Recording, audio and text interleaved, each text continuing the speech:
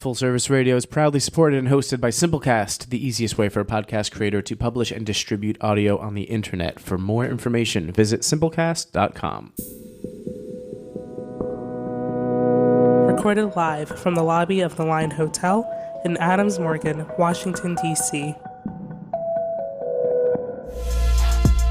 Peace and welcome to the Edible Activist Podcast. I'm your host, Melissa L. Jones, broadcasting live from the lobby of the Line, D.C.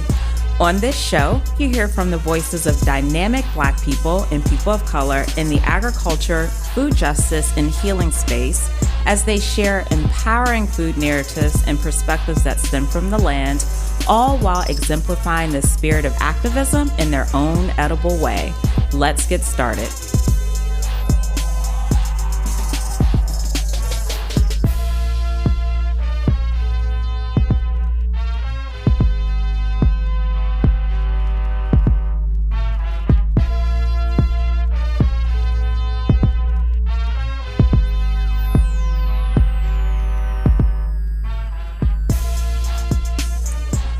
Hey, guys. Happy Wednesday and peace. Welcome to the Edible Activist Podcast. I'm your host, Melissa L. Jones, broadcasting live from the lobby of the Line, D.C. here on Full Service Radio. So for today's episode, there really isn't need for introduction, but I got to do one anyway, right? Just standard. So in studio, I am joined by the amazing Aleya Fraser. I'm actually honored. I am so honored to be in her space. So Aleya is a farmer, educator, speaker, facilitator, and so much more. The list really goes on. She hails from Baltimore and has been farming for the last 7 years, applying her neuroscience and biology studies to her work in the food system space. And she also co-founded Black Dirt Farm. Aleya has connected with farming communities around the globe, Cuba, Poland, and the beloved Trinidad, where her roots grow deep, right? Yes. Right? Yes. Yes, which we're going to talk about some more. So welcome to the show, Aleya. I'm so excited. I'm glad I finally made it. You finally made it. But you know, it's so great, though. Like, you and I met, 2016. Was it really 2016? Yeah. I remember it. It was at Blind Wino when Chris was managing that site out there. And that was the first time. Actually, I don't know that I had met Chris prior to that, maybe once. But that was my first time meeting you. Yeah. And it was a wonderful afternoon because I learned about Afroecology, which we're going to talk about some more. And I'm just so glad that you're here today. Yeah. And that picture that was taken that day, what was the woman's name? Oh, gosh. I always have to give her credit because I know. I use that picture all the time. It's beautiful. Thank you. I feel, but we're giving her credit, though. I feel awful. Sorry, charge my head and not my heart. But it's a beautiful photo. I'm glad you're still using it. So anyway, I'm so happy to have you in studio. And again, but you know what? Even though it's taking you a while to get here, we've come in contact a couple times, and the power of social media, which I can hate and love sometimes. It's just been a really great medium for us to stay connected. So, and you're here. So, Aleya, you have a lot on your resume, on your vitae. You've done a lot. And I have to say, pardon me, everyone. I am a Instagram stalker. And aren't we all? Yes, we are. Yes, we are. And I don't know. I mean, there's so many amazing people, Black and brown people, indigenous folks who are really showing us how they connect to the land. But I have to say, your profiles are just one of the ones when I see your photo, when I see you out in the land, when I see you on the farm connecting with communities, I also feel connected. So I just want to let you know that what you're putting out is really resonating. And I know that may not be intentional. Your work is intentional, but what you're putting out there, it's with intention. So I really appreciate that. So, you studied neuroscience and biology. Girl. Did you always know you were going to study that? I kind of always knew I was going to study it because how mental illness runs in my family. It's always been a fascinating subject. I thought I was going to really understand how different people work that I know. Wow. Did I know that? That was that my sense. intention. And to do it in a way of medicine and to be a doctor, that's one way I knew of healing people. So it's I have to be a doctor. So I went that route, was taking my MCATs, applying to medical school, had a pretty good You score. in it. You in it deep. I was in it. I know you did. You smart. But then I started farming, and then I was like, oh, this is what I meant when I put out that intention. Right. It's okay. It's okay. So you studied neuroscience and biology at the University of Maryland, correct? Yes. And then you've worked in the health and clinical space. You've taught high schoolers. And then, like you said, you fell into farming. So bring us back. Let's talk about like your origins in Baltimore and how that all kind of just like transpired. Because did you just stumble across a hoe and was just like, all right, we all in it now? No. I know. Close though. I was working at Johns Hopkins at the time. Okay. But so I grew up in Baltimore in and around, and lived in East Baltimore, lived in Baltimore County, went to Poly. One of the best high schools. Whoa, all right. She's one of those. Okay, I got you now. I see where these conversations are going. Shout out to Baltimore. So I know a lot of folks from Baltimore, and I know that whole Poly versus what's the other city? Oh, goodness gracious. When those games go down, it goes down. Okay, anyway. Yeah, so definitely deeply connected to the neighborhoods in Baltimore and the people. That's what's up. And working at Johns Hopkins, I was like in a lab situation, working with folks with drug addictions, with the hepatitis C vaccine research. And it just started to just not sit well with me overall as a practice, and learning more and more about the history of Johns Hopkins in particular, but also the medical field on our people in cities and in rural areas. So that's when a hoe did kind of fall out the sky. It was Twitter, though, social media, the power of it. I was looking for farmers, working with a friend named Jack, who I shout out to him. He was like one of my first people who got excited about this stuff with me. And he found Denzel Mitchell, who is a black farmer. I haven't met Denzel, but I'm looking for him. I'm looking for you, Denzel. He's definitely got to come on here, because we call him the Godfather, because so many of us cycle through Five Seeds Farm. We would be out there on Sundays, call it like Black Ninja Sundays. Yes. And then he gave me the opportunity he's like, oh, you seem kind of serious about this. I have a city site that you could take over, because I live probably like 10 minutes from it. And instead of going to Baltimore County, I could just take care of that city site. And yeah, from there, the ball just kept rolling. I was selling the Woodbury Kitchen. I saw snake oil out there. Yes, they're here. So that hot sauce and fish peppers. Woodbury has the connection to Denzel. I mean, Spike knows Denzel very well. Very cool. Very cool. Being in the clinical space in Johns Hopkins, and feel free to elaborate as much as you would like or not like to. What were some of the things that you came across before getting to the pharma space that just didn't resonate with you? Yeah. I'm sure there's a whole list. The building I was in was like pretty tall. It was like 13 stories, and looking out, you saw this like huge field. No one was doing anything with it. So I researched. I was like, oh, this looks like it could be a good urban farm in the middle of a community. But then I learned about how they just own land in the area. They buy up housing and use eminent domain to push people out of that particular area, which is called Middle East Baltimore. And Johns Hopkins is like, some parts of, I've been to, because Johns Hopkins is large, there's many facilities, but the portion of Johns Hopkins that I've been in, it's in the hood. It's in the hood. It is in the hood. And almost intentionally depressed areas. And then the second piece was the research. They would go find heroin addicts and then pay them like $15 or whatever, just enough to get a next hit, to take their blood and, do research on hepatitis C vaccine. And that just felt very vampire-ish to me. Absolutely. And also, if someone got clean, then they couldn't be in the program anymore. So it's like really perpetuating some horrible things. But I mean, there's also good things coming out of there too. But. Absolutely. And what you're describing, I mean, first of all, it's been happening for a very long time, and it happens all over the world, so it's not just Johns Hopkins, it's other places, but wow.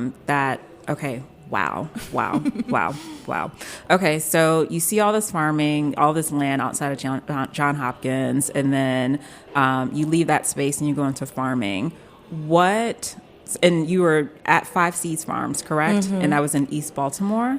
He had a site in Sparks, Maryland in the county, and then he had like an urban site in East Baltimore. Okay. So he lived in the county, but this urban site was what I got to take care of. I gotcha. So what was that experience like when you got into farming? Yeah, it was magical. We rolled up on the farm the first day, just after hitting him up on Twitter, like, can we come?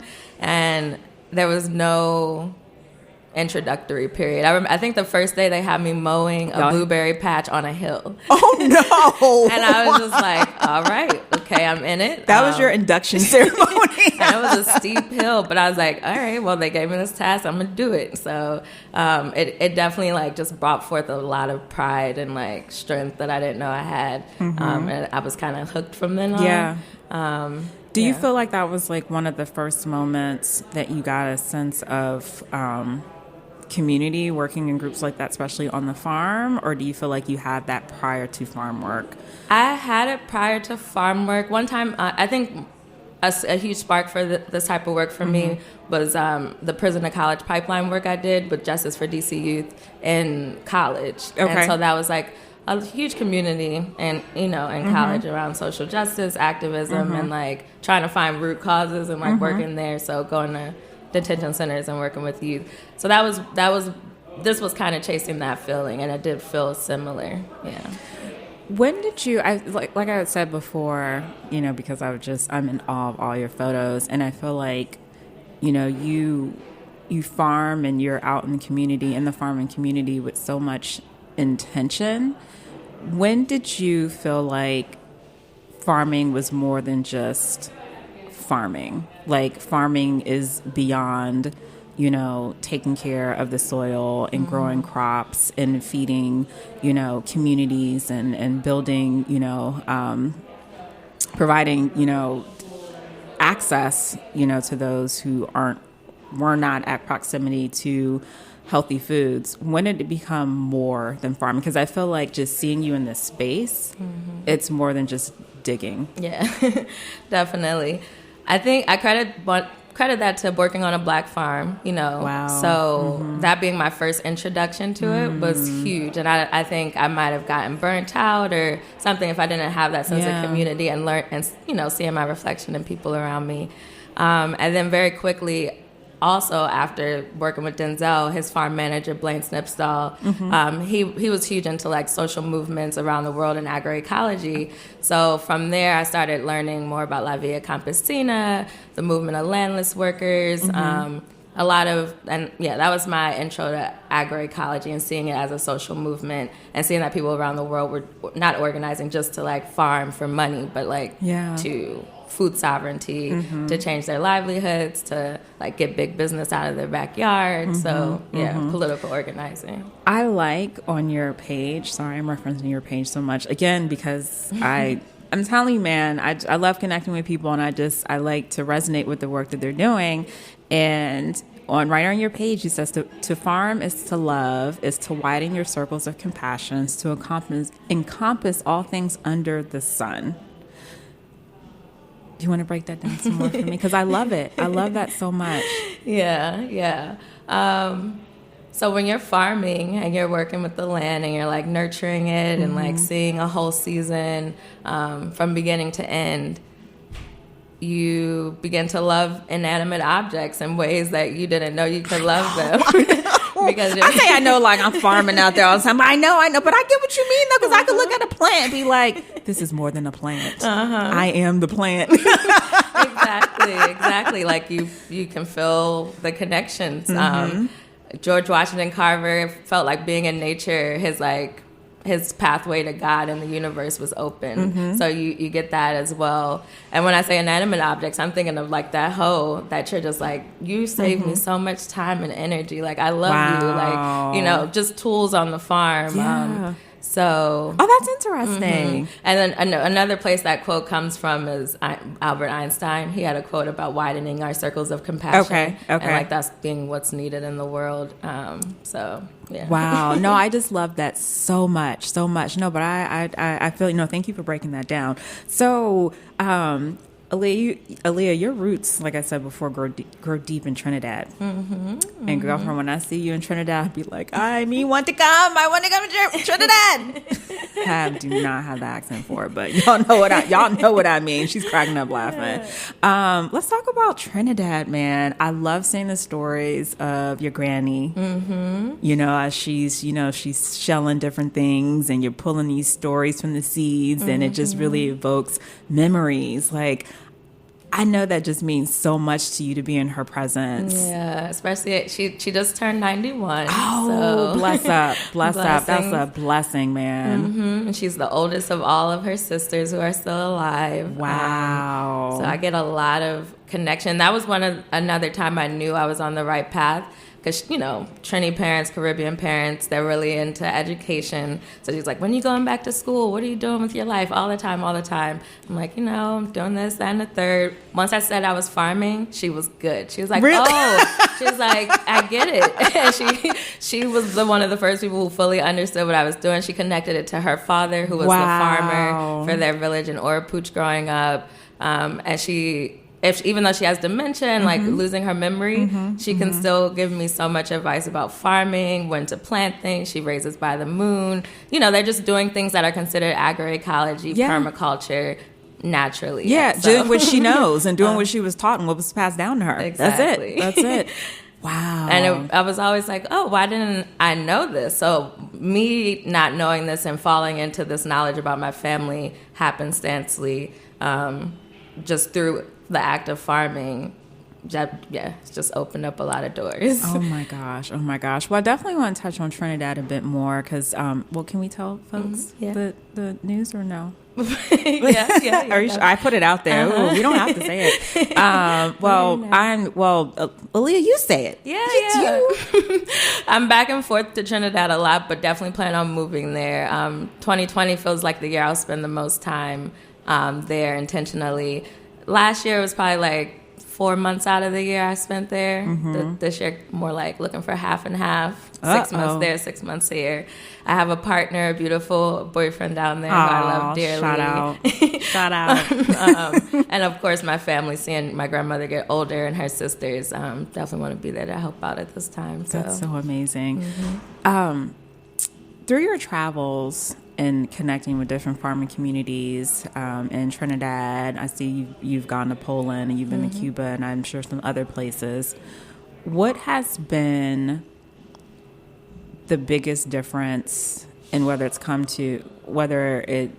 been with the farming community, agricultural practices, the way that we connect with the land? What has been the biggest thing that you've pulled from those travels outside of the U.S. versus being here in the States?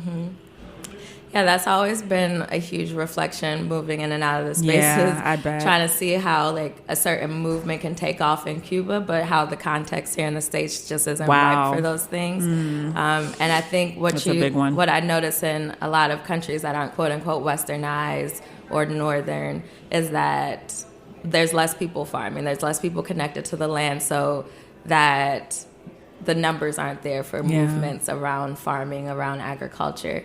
Not to say it won't get there, but, it's not people's livelihoods, and people really fight for their livelihoods. For sure. And now, you might want healthy food, you might want to farm, but if you can go find another job, then you're good. And Trinidad or Cuba or in other places where, and especially in Africa where 70% of people are still farming and connected to the land, there's not the other option to find comfort somewhere else. So you have to make your livelihood comfortable. So, What do you pull from Trinidad the most? I mean, obviously your family is there. Is it your mom's side of the family? My dad's side your dad's side of the family is from Trinidad. Is your dad, is he still? No, he's here, but he goes back and forth a lot. Okay, now it's a family thing. Y'all not playing no games. My aunt's moving. She already got an apartment down there. Yo, oh my gosh, y'all are not playing 2020. Y'all better be on it because Aleya is leaving y'all. She's like, bye. We out of here. I'm glad I got her in before she jetted out. I was like, oh, okay, next week. All right. What is farming like in Trinidad? It's interesting time for farming in Trinidad because oil was their main industry for the past few decades, but not forever. Before it was cocoa, sugar, and then oil. And now that oil is becoming more obsolete as an industry, you're seeing more people return back to cocoa farming, revitalization of those things. And there's a lot of state land in Trinidad, which is different than here, where it's more privatized.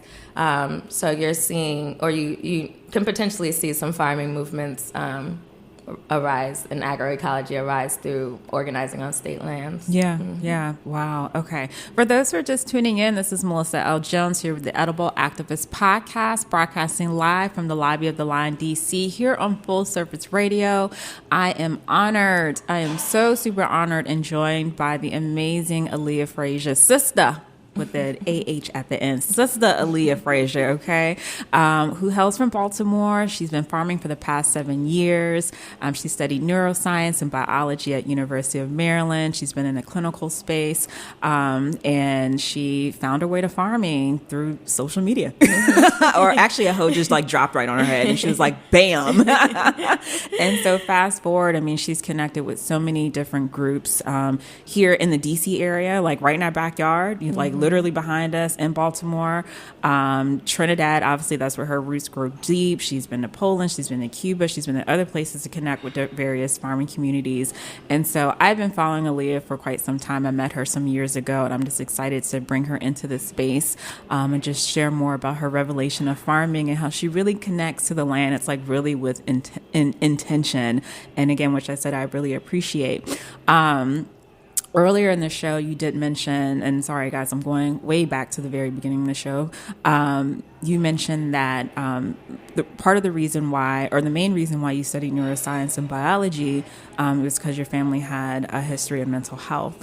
And I want to ask you, is that something personally that you have dealt with? Because we talk about identity a lot here in the show, and really how being connected to your roots is really important. And I feel like that would help solve a lot of the mental illness crisis that's here present around the world, because we're not connected to anything. We're not connected to our deeper selves.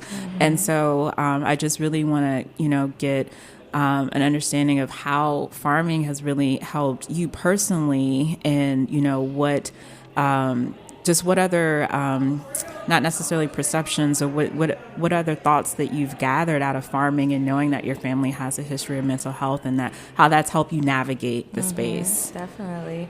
Yeah, I've never had a diagnosis, but we all self-medicate in ways, and Yes, sometimes we do. I wonder if my farming and connecting to the land is like helping me prolong, sanity. Yeah, no, for real.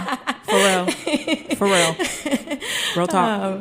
So another thing was my mother, she has issues sleeping at night and some, mind racing anxiety and stuff. So working with her in herbs recently has been fun. Passion flower and hops tincture mixture works wonders, FYI. She's just asked me to make some more. So All right now. it's finally like, okay, I'm coming full circle. This is exactly what I wanted to be doing for myself and for my family. And like you said, with where society is, and like people feel so disconnected from each other, from their purpose. Just working with the land and like everything that entails, whether it's gardening, whether it's farming, whether it's just taking hikes on a daily basis or weekly basis. It's just everything for me. Yeah. Very cool. All right, guys, we're going to take a really short break, and we'll be right back.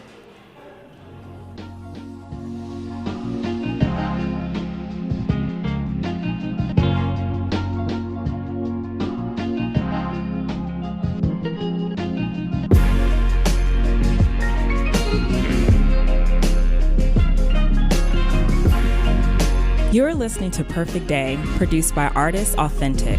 For more of Authentic's work, visit allornothingstudios.com. All right, we're back. Told you it'd be a short break.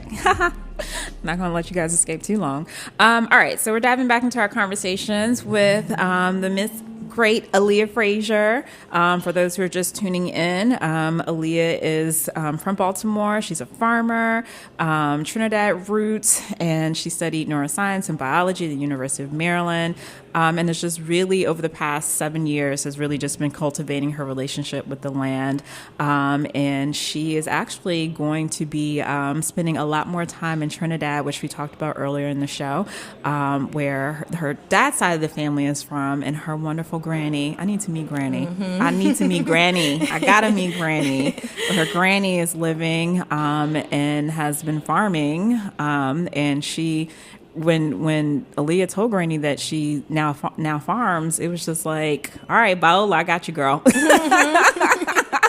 Finally, somebody came back. Right. Somebody came back. For real. No, that's really great. Being out, like I said, I feel like, just watching you and seeing how you navigate the farm space and connect with communities, and I mean, specifically, Black and brown communities.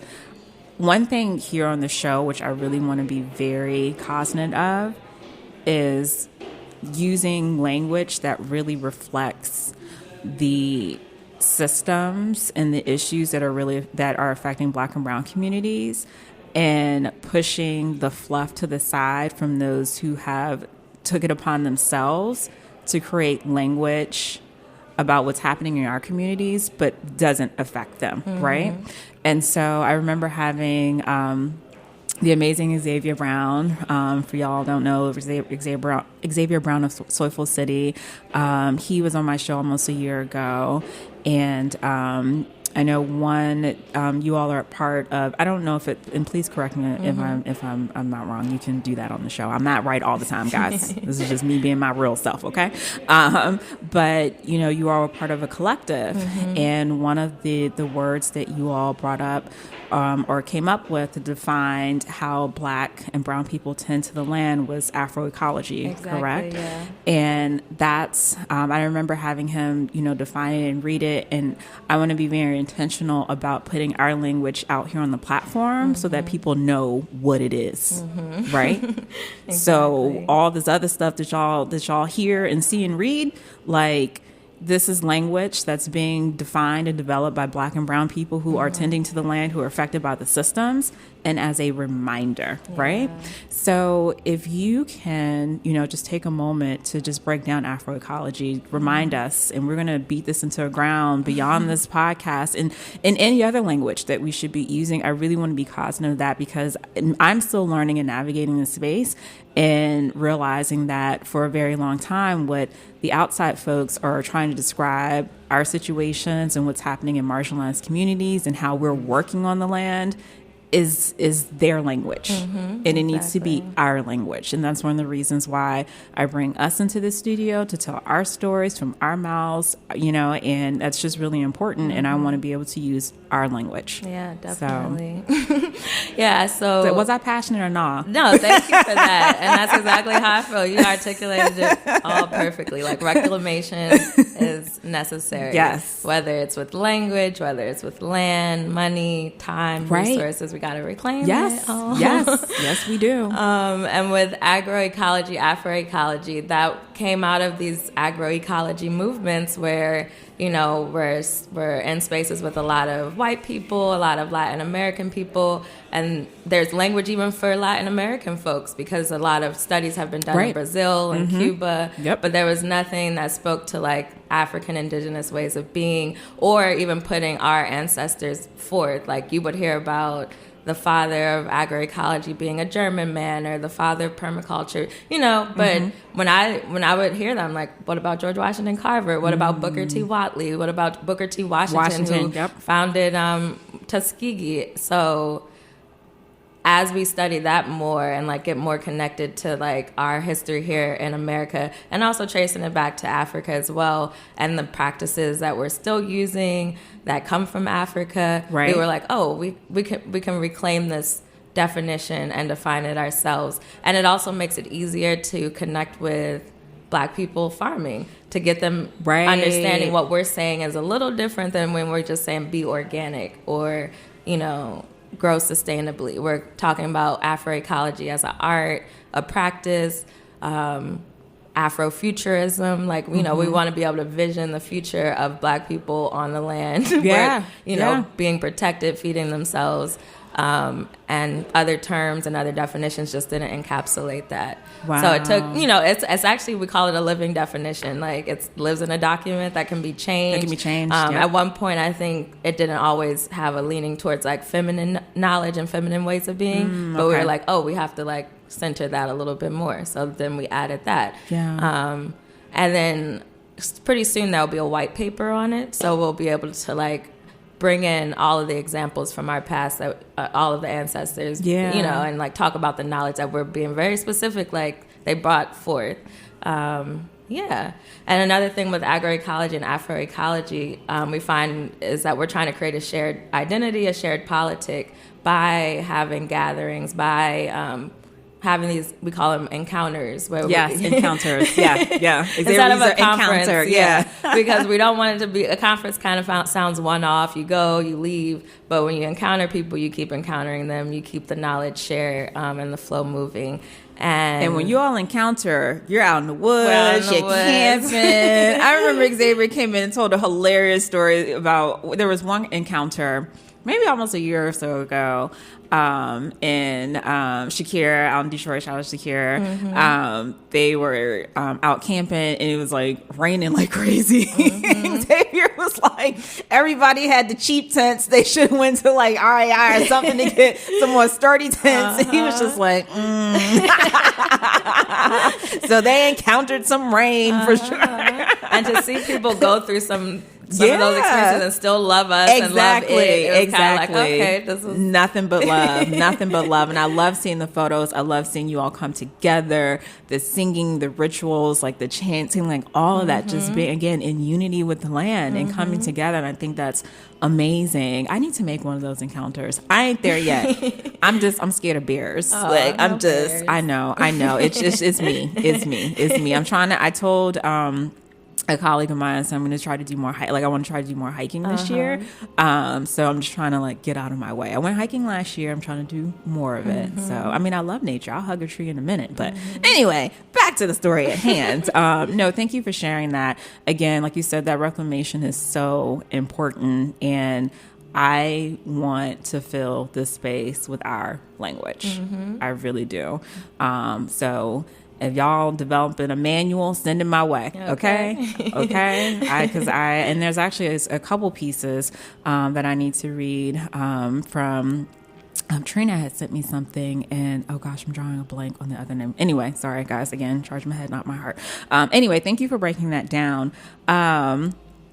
So a couple more things before we conclude. When you had co-founded Black Dirt Farm, you were out on the Eastern Shore, right? Yeah. And I love reading your stories and messages about being out on the Eastern Shore and on the ancestral lands of Harriet Tubman, our warrior, our ancestor, our queen, like everything. Okay. What is that spiritual connection? Especially being out in the Eastern Shore, when you used to be out there. I don't live there anymore. What was that spiritual connection like for you, being out there, knowing that we had our ancestor and our warrior, like, navigated that space? Yeah, it's extremely powerful. And I was blessed that within like a few weeks of moving out there, I got really connected with some historians. The late John Creighton. Very cool. Oh my gosh. Christy Camper, who's still a historian and works on Harriet Tubman's legacy. Awesome. So I all the things you don't learn in school, but people are now starting to learn more about her. Like, I was inundated. And so I had all these pieces to draw on, not just her as an abolitionist, but her as a healer, her as a, muskrat Skinner, her as all of these things, planting healing herbs in the woods to go. She had more than one role now. Exactly. And so that was huge. And on the land, that we were growing on, that's how we were working with historians. It's part of a 2,100 acre plot that, where her parents were enslaved and she picked them up from. And there's a tree there called the witness tree, which has been studied. It's one of the oldest trees within like X amount of mile radius. And because you don't see a lot of old trees out there because it used to be a timber area, everything's young. But you have this huge tree that just feels so powerful in the middle of the woods. And that's where we do a lot of our rituals and work when we had Afroecology encounters. So, yeah, it's just no denying. And, even if I want to deny it now, even 3 years later, I haven't lived there for 3 years, but things keep calling me back in this really strong way. I just got an artist in residence where I can stay at this house on the Eastern Shore whenever I want, which is beautiful. And I was like, okay, now I know my work as an artist is to tell your story better and like to do work with I need to be doing more writing. And that's what she's telling me, and that's what a lot of other people are telling me. But I see a book. Aleya. I ain't trying to put nothing else in your plate, literally, but I see a book.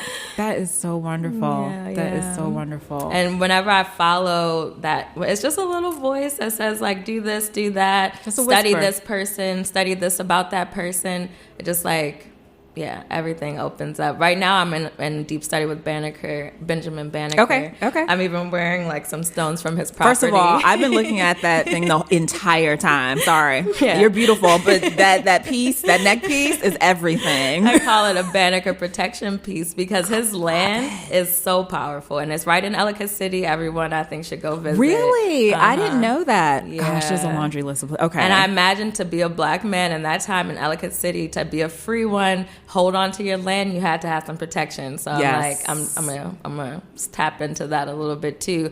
And that's just how my life kind of flows. Like, and I think I'm meant to be telling these stories. Absolutely. So. You're in your rhythm. It's a rhythm. Life is a rhythm. Not everybody got it, and some people do. But again, when you are connected and you know that there is something that's bigger than you, and especially when you're connected to the land, you're connected to these sacred spaces, you hear the whispers. When you know thyself and you love thyself, like, you hear the whispers. When you're not connected to yourself, you don't.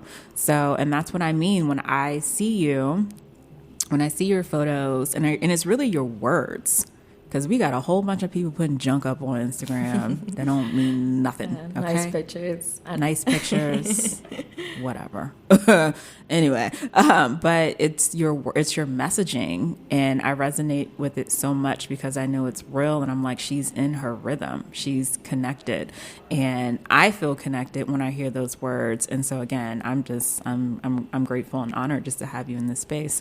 Can we talk about chocolate? Yeah. To conclude, first of all, where's my chocolate? Hold on, let me reach and get my chocolate. Aleya brought me a piece of chocolate. I'm so excited. Let's talk about your connection to cacao. Yeah. All things cacao and chocolate.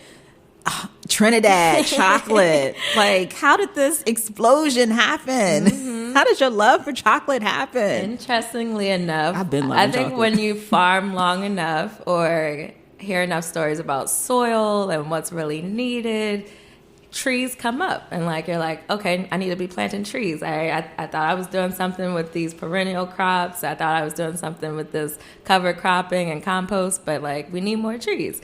So in Trinidad, cacao is a tree, and it's grown with a lot of other things. Usually, like, you'll see it in a field of bananas, or people plant rice in between the trees, or plant turmeric. It doesn't matter, but it's a farmscape growing multiple things, so it's not a monoculture. So I see it as like a very sustainable way to grow. Number one. Number two, taste amazing. Because I'm gonna tell you real quick after this show is over. I learned that in Trinidad, the variety of bean is called Trinitario. There's 3 types of chocolate bean, and only one is found exclusively in Trinidad. So it actually has a different flavor. It's fine flavor cocoa. Most of it's made with something called Forastero. So it's just special, and you get the taste of the land. So I want people to recognize that, like, say it just again, like sis, wine, the taste of the land. And I heard that Trini came out when you said that too. The land.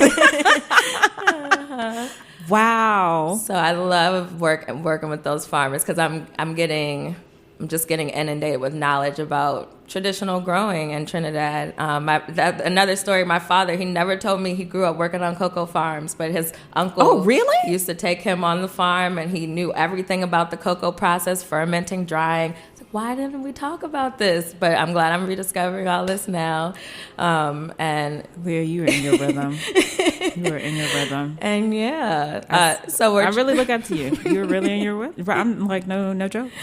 This is all just coming together just so beautifully. Thank you. And definitely gotta pay homage to like where cocoa came from, South American continent. And people think, well, how is it growing in Trinidad or Caribbean?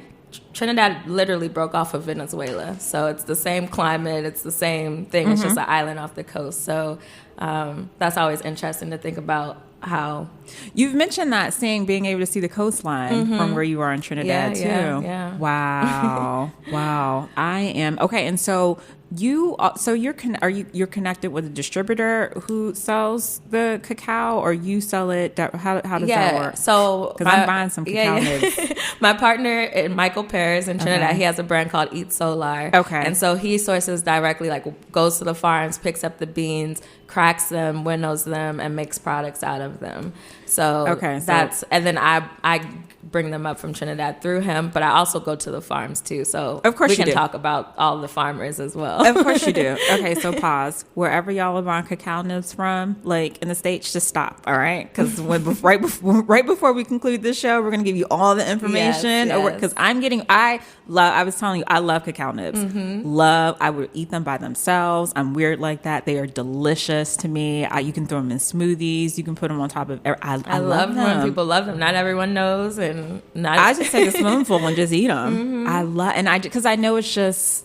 And it's healthy. Like, it's healthy, but it's just, I don't know. I like the crunch. I just like everything about cacao nibs. So that's wonderful. All right. So are you going to be doing, so like what type of work with, what type of, is it appropriate to call it chocolate farming or cacao farming? Yeah, like, cacao farming. Okay, cacao farming. Cocoa farming. Yeah. Cocoa farming. Yeah, so a lot of that's going to be going down when you go to Trinidad? Yeah, definitely. Like going to the farms, working with the farmers to see what they need as well to be able to like increase their yields and increase their market.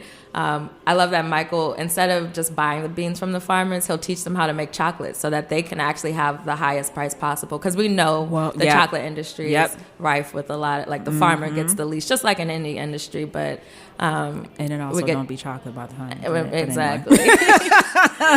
Let's be real. So we're trying to just get them the highest price, sell to the Trinidad market, but also export any excess amount of beans, cocoa butter, cocoa powder up here and put it on the market here. I'm selling a little bit through my Etsy, which you can find through my social media.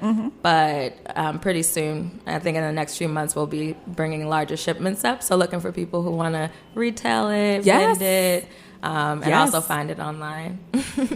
Man, okay, you made my day with this piece of chocolate. I like when people bring me gifts. They don't have to bring me anything because they're gifts themselves just for showing up. But then when they bring an extra treat and it's chocolate, oh my gosh, come on now. Come on. And not just any chocolate, all right? Cacao. I'm all for it. Aleya, thank you so much for being here. My heart is filled with gratitude, and I just appreciate the work that you're doing. I'm so connected. You for telling our stories. Absolutely. I mean, it wouldn't be a platform without you all's stories, and I just resonate with your work so much. I learn. That's the biggest thing. Like, I'm very transparent, telling people I don't know everything at all. Like, some days I'm sitting here just trying to figure it out. We're like, all right, let's see what today pans out to be. But I'm learning the language. I'm learning how you all navigate the space. I'm learning all the different communities, and then I'm learning about other people, and I'm just like, well, we got to bring them into the show. And that's the goal, like these cracks and crevices where, you all are really laying the groundwork. Like, I want to amplify those voices because we got some big ones out here that's, they're always typically, have the light shed on them. But there's so many of us out here who's really doing really amazing work and any opportunity that I get to bring them onto the show and highlight their voice and tell their story is always a win-win. So thank you for spending your time with me today. Not a problem. Thank you so much. Thank you. So we're going to do a quick rapid fire. Are you ready for me? Yes. All right. Are you sure? I think so. Are you sure? Okay. These should be easy for you, but I don't know. All right. So what is your favorite veggie?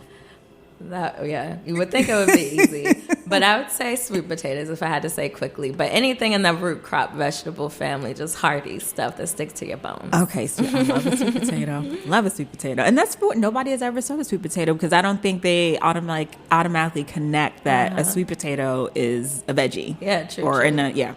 So, all right, cool. You're the first one. I think, but I'm sure you're the first one. All right, what is your favorite fruit?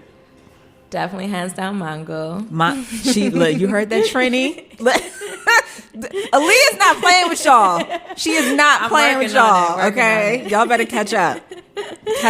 All right, mango. We got plenty of mango lovers in here. I love mango. I actually had a really delicious mango salad last week. I know this past weekend for brunch. I think I did.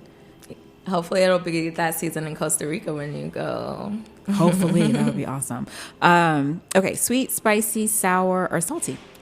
I would have to say spicy. Of course. Yeah. I think you should add bitter, though, because bitter might be You know what? Thank you. I will add bitter. Thank you for that. What is bitter? Bitter. Okay, would you add it bitter to that? Yeah, I would have said bitter. Okay. Some people, not everyone would, but... Yeah, no, there's some folks who are for the bitter. All right, cool. All right, one action step anyone can take right now to take control of their health. I loved the Eat for Beauty DC. I don't know if you've ever talked from them. Yes, I have. I've had them and they're awesome. Yeah, they led a mindfulness eating exercise. And I was like, minus farming, minus anything else. Like if we just are more mindful when we eat, like take your time, say a prayer, have an intention if you're not into prayer.